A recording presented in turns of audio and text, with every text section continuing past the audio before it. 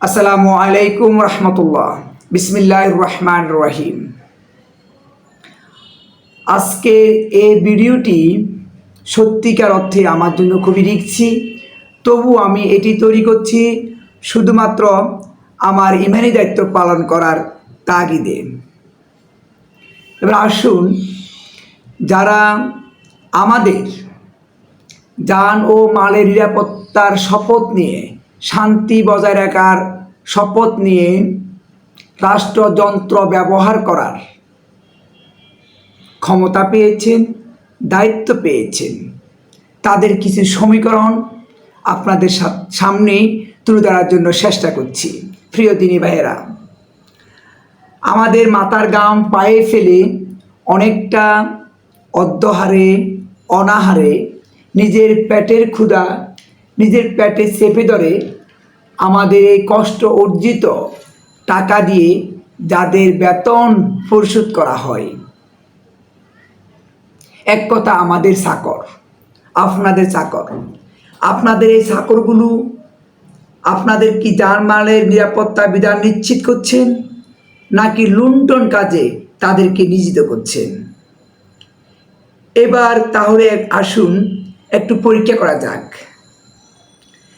আর এই লুণ্ঠন কাজে কেবলমাত্র একটি সেক্টরে জড়িত নয়, প্রায় সকল সেক্টরে এই লুণ্ঠন কাজে কম বেশি জড়িত।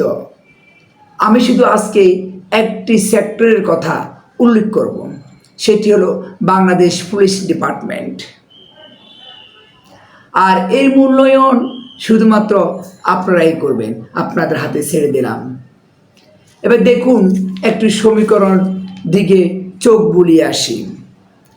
একজন পুলিশের আইজিপির বেতন হলো ৮২,০০০ টাকা, একজন অতিরিক্ত আইজিপির স্যালারি হলো ৭৮,০০০ টাকা, আর ডিআইজির স্যালারি হলো ৬৬,০০০ টাকা, অতিরিক্ত ডিআইজির স্যালারি হলো ৫৬,৫০০ টাকা, আর এসপি স্যালারি হলো ৪৩,০০০ টাকা, অতিরিক্ত এফসি ওনার স্যালারি হলো ৩৫,০০০ টাকা। এভাবে নামতে নামতে একজন পরিদর্শকের স্যালারি হলো মাত্র ২২,০০০ টাকা। এবার আরও একটু নিচে নেমে আসি, একজন পুলিশ কনস্টেবলের স্যালারি হলো ১৪,৫০০ টাকা। এবার একটু সমীকরণটা আমরা মিলিয়ে দেখি। আমাদের দেশে যারা প্রান্তিক কৃষক কিংবা ভ্যান গাড়িতে একজন সবজি বিক্রেতা, ওনারও মান্থলি ইনকাম, আমি আরেকটু উদাহরণ দিচ্ছি, একজন গার্মেন্টসের ওয়ার্কার স্টাফ, ওনারও মাসিক বেতন ২২,০০০ টাকার উপরে। একজন গার্মেন্টসের একজন সবজি বিক্রেতারও মান্থলি ইনকাম ৪৩,০০০ থেকে ৬০,০০০ টাকা। একজন গার্মেন্টসের নিম্ন মধ্য অফিসার, জুনিয়র অফিসারদের স্যালারিও ৪০,০০০ টাকার উপরে। আর একজন কনস্টেবলের স্যালারি নাই বা বললাম। একজন গার্মেন্টসের বর্তমানে একজন হেল্পার পর্যন্ত তার মান্থলি ইনকাম সবগুলো মিলিয়ে ২০,০০০ উপরে তার স্যালারি তোলা হয়। এবার দেখুন, এই প্রান্তিক কৃষক, এই ভ্যান গাড়িতে সবজি বিক্রেতা কিংবা গার্মেন্টসের আমার সম্মানিত ওয়ার্কাররা, তারা মাস শেষে তাদের মায়ের জন্য গ্যাস্ট্রিকের ওষুধ কেনার টাকা থাকে না, কিংবা ১ কেজি মাংস কেনার টাকা থাকে না। তার কারণ হলো জীবনযাত্রার মান এতটা বেড়ে গিয়েছেন, তাদের ইনকাম দিয়ে তারা কভারেজ করতে পারছেন না, কিংবা ইনকাম দিয়ে তারা পোষাতে পারছেন না। তবুও তারা অসৎ পথ অবলম্বন করছেন না, বিধিই তারা সঞ্চয় দিকে যেতে পারছেন না। এবার আসুন, একই টাকা ইনকাম করে একজন আইজিপি সাহেব যে টাকা পান, একজন প্রান্তিক কিংবা মধ্যম, আমি উচ্চ ব্যবসায়ীর কথা বলছি না, মধ্যম, আমি একজন মুদি দোকানদারের কথা বলছি না, আমি একজন ভ্যান গাড়ি চালিত সবজি বিক্রেতার কথা বলছি। উনি একজন গার্মেন্টসের assistant manager, not deputy manager Zia মহোদয়। একজন অ্যাসিস্ট্যান্ট ম্যানেজার একজন আইজিপির সমতুল্য কিংবা তার চেয়ে বেশি টাকা পান কিংবা ইনকাম করেন। তাহলে মাস শেষে ওনাদের সন্তানদেরকে ভালো স্কুলে পড়াতে পারছেন না পাচ্ছেন ভালো চিকিৎসা করতে, কারণ জীবনযাত্রার মান অনেক বেড়ে গিয়েছে। তাহলে কোন কামরিক্কার দেশ থেকে আমাদের এই শান্তি নিরাপত্তা জানমালের নিরাপত্তাকারীরা এমন ট্রেনিং করে এসেছেন, যে ট্রেনিংয়ের মাধ্যমে ওনারা মাস শেষে বছর শেষে হাজার হাজার বিঘার জমির মালিক হবেন এবং ডজনকে ডজন ফ্ল্যাটের মালিক হবেন, হাজার হাজার কোটি টাকা ব্যাংক ব্যালেন্স করবেন, শত শত অ্যাকাউন্ট খুলবেন। এই সমীকরণ থেকে আমরা দেখতে পাই তারা কি পরিমাণ আমাদের দেশের সম্পদ, সাধারণ লোকজনের সম্পদ লুণ্ঠন করছে। অর্থাৎ যাদেরকে আপনি সিকিউরিটি গার্ড হিসেবে রেখেছেন, তারা আপনার ঘরকে লুণ্ঠনের মাধ্যমে খালি করে দিচ্ছে। প্রিয় দিনী ভাইয়েরা, এবার আসুন তাহলে প্রকৃত যোদ্ধা, প্রকৃত সৈনিক, আদর্শ মানুষ যদি আপনি খুঁজে পেতে চান, প্রকৃত তাকওয়াবান মানুষ যদি আপনি খুঁজে পেতে চান, তাহলে আপনি প্রান্তিক কৃষকের কাছে যান, আপনি যেতে হবে একজন রিক্সাওয়ালার কাছে, আপনি যেতে হবে গার্মেন্টসের ওয়ার্কারদের কাছে। কারণ একই পরিমাণ টাকা ইনকাম করে তারা কষ্ট হয় এক পাতা গ্যাস্ট্রিকের ওষুধ কেনার জন্য, ট্যাবলেট কেনার জন্য। আর কিভাবে সম্ভব সেই সম্পদের পাহাড় গড়ে তোলার জন্য সেম টাকা ইনকাম করে কিংবা তার চেয়ে কম টাকা পায়ে? প্রশ্ন রইল। প্রিয় ভাইরা, এবার দেখুন আমাদের পবিত্র ইসলাম, সর্বশেষ এবং চূড়ান্ত সংবিধান, মহান গ্রন্থ আল কোরআন কি বলেছেন এই সুদ আর লুণ্ঠনকারীদের বিরুদ্ধে, এই লুণ্ঠনবাজদের জন্য। কোরআনের সতর্কবার্তা আমি কিছু পড়ে শোনাচ্ছি। প্রিয় দিনী ভাইরা, মহান আল্লাহ তাআলা বলেন সূরা তওবা আয়াত ৭১, মহান আল্লাহ বললেন, মুমিন নর ও মুমিন নারী একে অপরের বন্ধু, তারা সৎ কাজের আদেশ দেয় এবং অসৎ কাজের নিষেধ করে, নামাজ কায়েম করে, যাকাত দেয়, আল্লাহ ও তার রাসূলের আনুগত্য করে, তাদেরকে আল্লাহর অনুগ্রহ করবেন। আমাদের শান্তির একমাত্র নিরাপত্তাকারী হলো সে মহান আল্লাহ রাব্বুল আলামিন, যিনি সারা বিশ্ব জাহানের সৃষ্টিকারী ও পরিচালনাকারী। এবার যারা এই শান্তি প্রতিষ্ঠা করার জন্য, নিরাপত্তা দেওয়ার জন্য এসেছেন, তারা সে আল্লাহ এবং আল্লাহ রাসূলের আনুগত্য করছেন না, তারা সৎ কাজের আদেশ করছেন না, কারণ অসৎ কাজে তারাই নিমজ্জিত। এবার আসুন অন্য আয়াতে, সূরা মাইদা ৫৫ নম্বর আয়াতে আল্লাহ রাব্বুল আলামিন ইরশাদ করেন, তোমাদের বন্ধু তো আল্লাহ ও তার রাসূল ও মুমিনেরা। তাহলে আপনারা কাকে বন্ধু বানাবেন? আজকাল আমরা দেখতে পাই সমাজে, যখন আমরা শুনি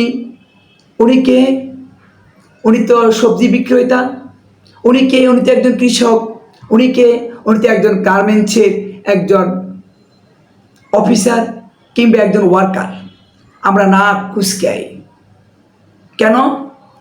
তার জব আইডেন্টিফিকেশান, তার বিজনেস আইডেন্টিফিকেশান আমরা দেখি, কিন্তু আমরা সম্মান দিচ্ছি কাকে? এসপি, ডিসি, তাদেরকে আমরা সম্মানের স্থানে বসাচ্ছি, শেয়ার ছেড়ে দিচ্ছি, কিন্তু আমরা বুঝতে পারছি না আমি একটা সোককে সম্মান করছি। আমাদের মাইন্ড ফিলোসফি আমাদেরকে চেঞ্জ করতে হবে সমাজ থেকে।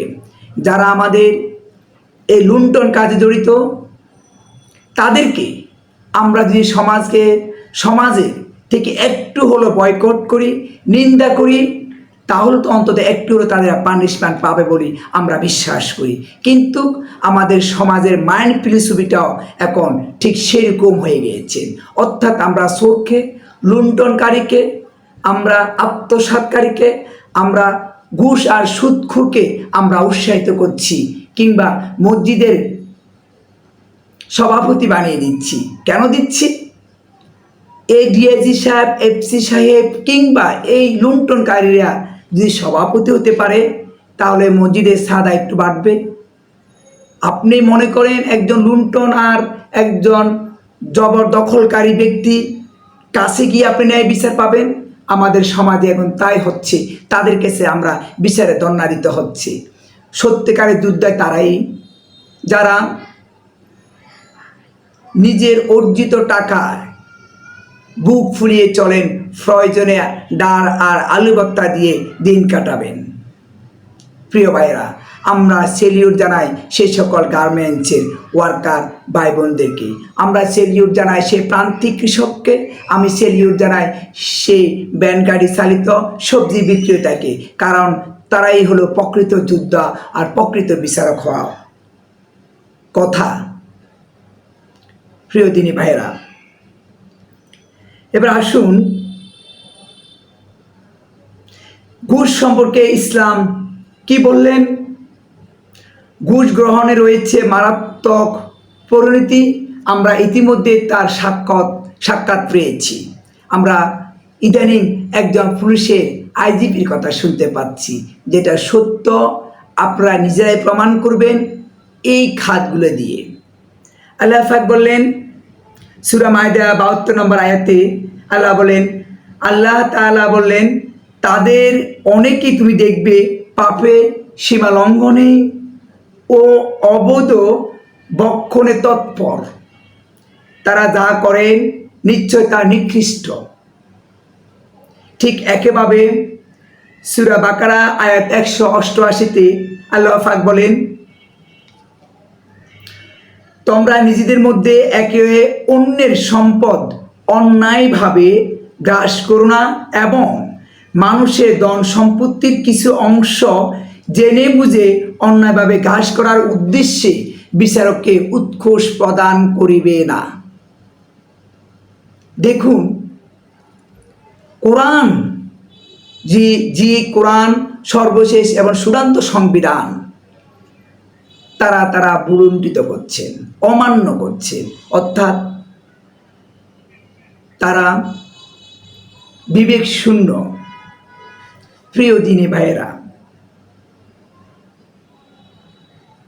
আমরা এখনই সময় এসেছে সকল ভয় ভীতিকে আমরা পিছনে পদদলিত করে সত্যর পিছনে দৌড়াই আর সত্যকে বিজয় করি। না হলে আমরা এই মিথ্যার অনাচারের কবলে আমরা তলিয়ে যাব, যা অলরেডি যাচ্ছি। প্রিয় দিনী ভাইরা, আপনি যাকে ওস্তাদ মানছেন, আপনি যাকে বিচারক মানছেন, আপনি ভুলে যাবেন না আপনার বিচার করার যোগ্যতা আর ক্ষমতা, ন্যায়পরায়ণতা তার নিকট কতটুকু আছে। তখনই তার কাছে যাবেন যখনই আপনি এই জিনিসগুলো আপনি তার মাঝে আইডেন্টিফিকেশন করতে পারবেন। অন্যথায় আপনি নিজকে ধ্বংসের দ্বার প্রান্তে নিয়ে যাবেন। আসুন আমরা এই সকল যারা রাষ্ট্রের শান্তি, জনগণের যান ও মালের নিরাপত্তা বিধানের শপথ নিয়ে সম্পদের পাহাড় বাঁধছেন, তাদেরকে অন্তত চোখে হলো ঘৃণা করি এবং আমাদের সমাজে তাদেরকেও আইডেন্টিফিকেশন করি। দেখুন, একটি মানুষ যদি সে মেয়ে সেজে আপনার কাছে আসে, আপনি তাকে দেখছেন সে একজন মেয়ে, কিন্তু সে কথা বলছে ছেলের কণ্ঠে, তার মানে আপনি বুঝে নিতে হবে এখানে কিছু ঘাপলা আছে। আপনি চিন্তা করতে হবে, হোক না সে আইজিপি, হোক না সে এসপি কিংবা ডিআইজি, আপনি জানতে হবে তার ইনকাম সোর্স কি, তার বেতন কত। এবার আপনি দেখতে পারবেন তার বিলাস বহুল গাড়ি বাড়ি, তার যে জীবনযাত্রা। এবার আপনি চিন্তা করেন যে তার মান্থলি ইনকাম এত, সে খরচ করছে এত, বাকি টাকাগুলো কার কার পকেট থেকে আসছে। তাহলে আপনি বুঝতে পারবেন কে চোর কে সাধু। প্রিয় দিনী ভাইরা, শরীফ শরীফাকে যেভাবে আইডেন্টিফাই করা সহজ, তেমনিভাবে সমাজের দেশের রাষ্ট্রের এই কুলাঙ্গারদেরকেও আপনারা শনাক্ত করতে হবে। প্রিয় দিনী ভাইয়েরা, সত্যিকারের মনুষ্যত্ববোধ খুঁজে পেতে হলে সেই প্রান্তিক কৃষকের কাছে চলে যান। সত্যিকারের সেই যোদ্ধা খুঁজে পেতে হলে সেই গার্মেন্টস ম্যানুফ্যাকচারারের দ্বারে চলে যান। কিংবা সত্যিকারের মানুষ খুঁজে পেতে চাইলে আপনি একজন ভ্যান গাড়িওয়ালা সবজি বিক্রেতার কাছে চলে যান, তাহলে দেখতে পাবেন। অন্যথায় নিজের চোখকে